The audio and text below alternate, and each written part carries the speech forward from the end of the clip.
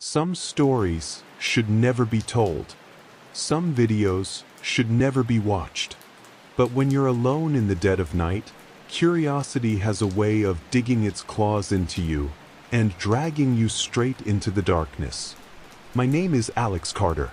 I'm a 24-year-old cybersecurity student by day and a researcher of the strange and forbidden by night. Not the criminal kind. I don't deal in illegal markets or stolen data. I just dig. The dark web isn't like the movies. Most of it is just scams, weird forums, and abandoned sites rotting in the digital void. But sometimes, if you dig deep enough, you find things that don't belong. That night, I was following a rabbit hole of old conspiracy threads about missing people, government experiments, and something called the 7-day tape. Most of the posts were deleted, but one remained. A single line in broken English. If you want to see truth, go to this link. But you have 7 days after. Beneath it was a string of random letters and numbers. @onion URL. I hesitated. Clicking random dark web links is like Russian roulette. But I had my VPN, my virtual machine, my firewall, all the safety nets. I copied the link. I pasted it. I pressed enter. The screen flickered. Not like a normal page loading. This was wrong. My monitor emitted a high-pitched whine, like an old CRT TV tuning into a dead channel. The pixels stretched, warping for a split second before snapping back. Then black. A video player appeared. No controls. No volume slider. Just a grainy, full-screen feed. The footage was old, like something recorded on a camcorder in the 90s. The colors were washed out, the image flickering with static. It showed a room. Concrete walls. A single wooden chair in the center. A flickering light bulb dangling from the ceiling. Nothing moved. A shadow shifted. Something stepped into frame. The figure. At first, I thought it was a person. Then I realized nothing about it was human. It was tall, too tall, at least 7 feet. Its limbs were stretched, its joints bending in ways that made my stomach twist. Its skin was gray, mottled like old meat. It wore a suit. A black, ill-fitting suit, the sleeves too short, the pants dragging on the floor. Its head tilted. Slowly. Mechanically. Like a broken puppet. Then it sat down in the chair. And it looked at the camera. It looked at me. The message. The screen cut to black. A single line of text appeared in jagged, red letters. You have 7 days. My computer crashed. The entire system froze. The speakers emitted a deafening screech, a sound like metal grinding against bone. I yanked the power cord. Silence. I sat there, heart pounding, staring at the blank screen. What the hell was that? I told myself it was a prank. Some hacker's idea of a joke. But when I rebooted my PC, something was off. My desktop background, a photo of my dog, was replaced with a black screen. In the center, in tiny white text. 6 days, 23 hours, 59 minutes. A countdown. The first night. I went to bed shaken but convinced it was just a virus. Then at 3:12 a.m., I woke up to the sound of knocking. Not at my door. Inside my closet. 3 slow, deliberate knocks. Knock, knock, knock. I froze. The knocking stopped. A whisper so quiet I almost missed it. Alex. I didn't sleep the rest of the night. The investigation. The next morning, I tried to find the forum post again. Gone. Like it never existed. I checked my browser history. The link wasn't there. I dug through my hard drive, searching for the video file. Nothing. But the countdown on my desktop remained. 6 days, 12 hours, 47 minutes. Still ticking. I called my friend Mark, another hacker. Dude, I think I messed up, I said. I told him everything. He laughed. Bro, you got trolled. It's just a script. Then I sent him a screenshot of the countdown. Silence. Okay, he said slowly. That's weird. Let me check something. 5 minutes later, he called back. Alex, I found something. Mark dug up an old news article from 2004. Local man vanishes after reporting strange video. The article mentioned a man named Daniel Reeves, who told police he'd watched a cursed video on the dark web before disappearing. His last words to his roommate, "It gave me 7 days. I found more." A Reddit thread from 2011, a user named 7 Days Left posted. "I clicked a link. Now something is in my house. It counts down every night. I have 2 days left. If I don't post again, it got me." They never posted again. A YouTube comment from 2018. "I watched the tape. It's real. It's coming for me tonight. God help me." Account deleted. All of them. 7 days. Then gone. The second night, I barely slept.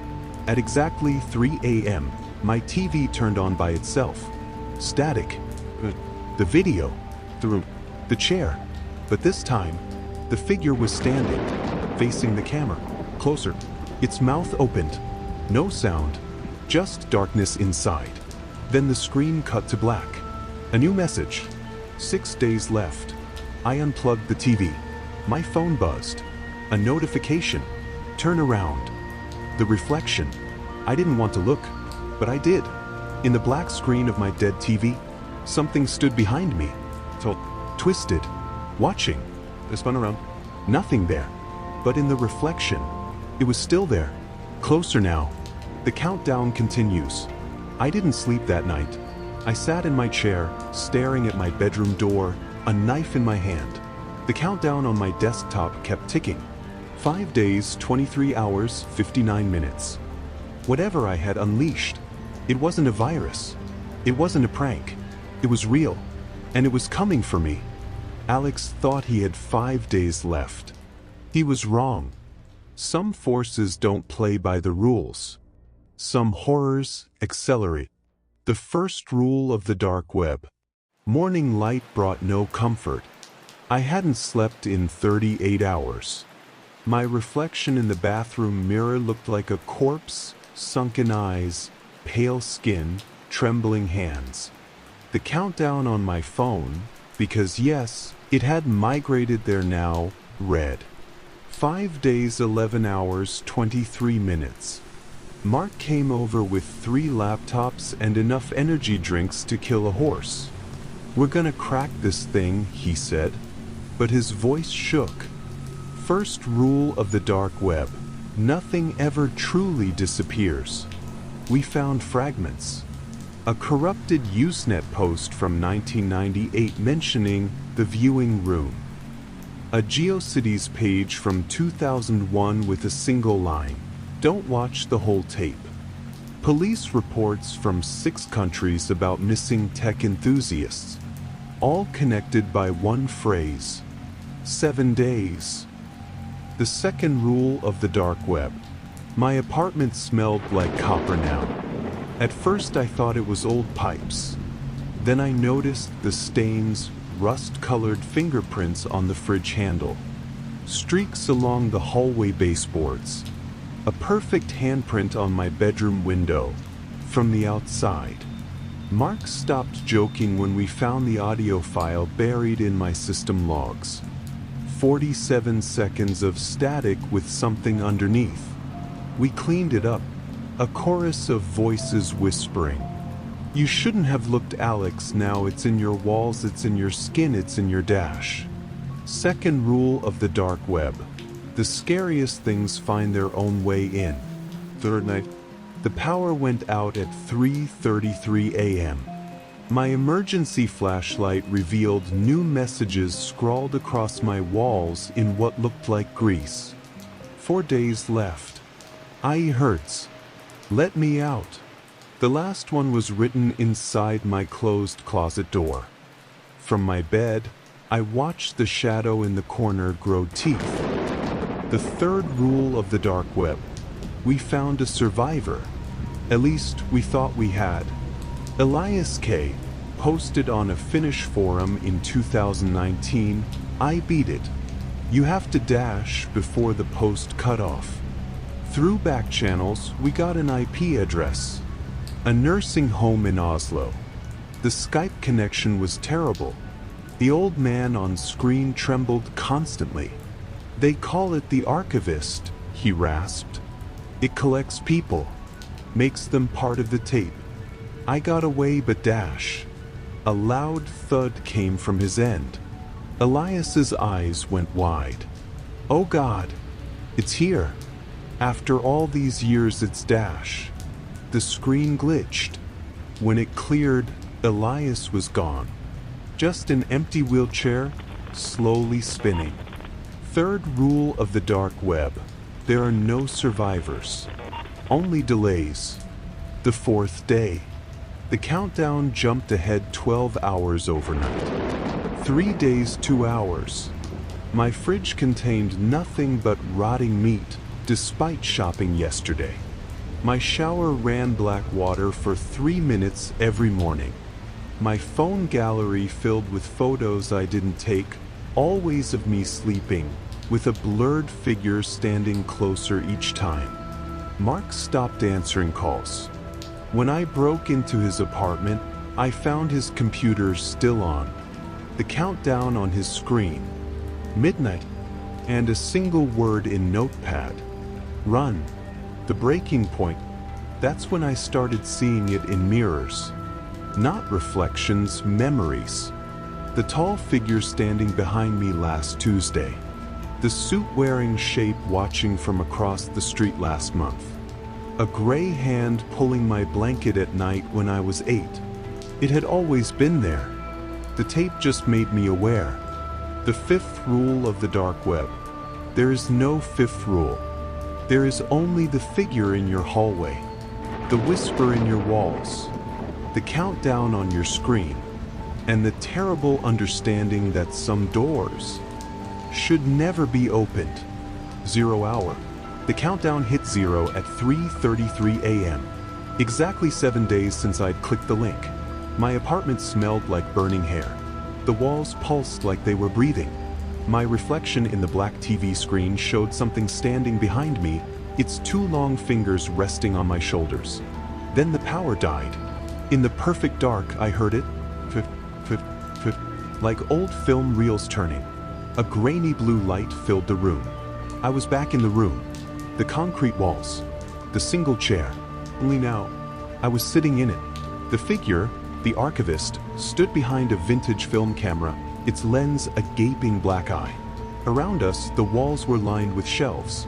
Each shelf held dozens of VHS tapes. Each tape had a name. Daniel Reeves, 2004. Mark R., 2023. Elias K., 2019. And now, a blank tape with my name forming in dripping red letters. The archivist's neck cracked as it tilted its head. Final statement? It asked in a voice like rewinding tape. I remembered what Elias had said before disappearing. You have to dash. Not beat it. Join it. I lunged for the camera. The archivist didn't stop me. As my hands touched the cold metal, visions flooded my mind. A teenager in 1998 clicking a floppy disk. A woman in 2012 opening an email attachment. Countless others across decades, all making the same mistake. The same choice. I understood now. The archivist wasn't the monster. It was the last victim. And now, it needed a replacement. The camera's viewfinder showed my apartment.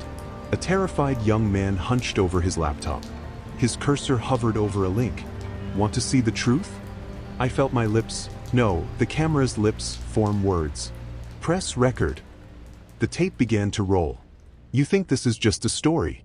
But check your browsing history. That strange link you clicked yesterday. The file you downloaded. That weird glitch your phone had at 3 a.m. It's already counting. 7 days. 6. 5. Look behind you. Alex Carter was never seen again. His apartment was found empty, laptop still open, screen frozen on a single frame of that cursed tape. The chair was empty. The countdown had reached 0. And if you listen closely to the audio recordings from that night, you can just barely hear it. The sound of film rolling, a whisper, and a new name being added to the archive. Oh, the next time you're alone at night, scrolling through the darker corners of the web, and you see a link without an explanation, ask yourself one question. Can you afford 7 days? If you enjoyed this terrifying tale, make sure to like, subscribe, and hit that notification bell, unless you're too scared to know when the next horror arrives. And remember, Some stories should stay in the dark. Sleep W.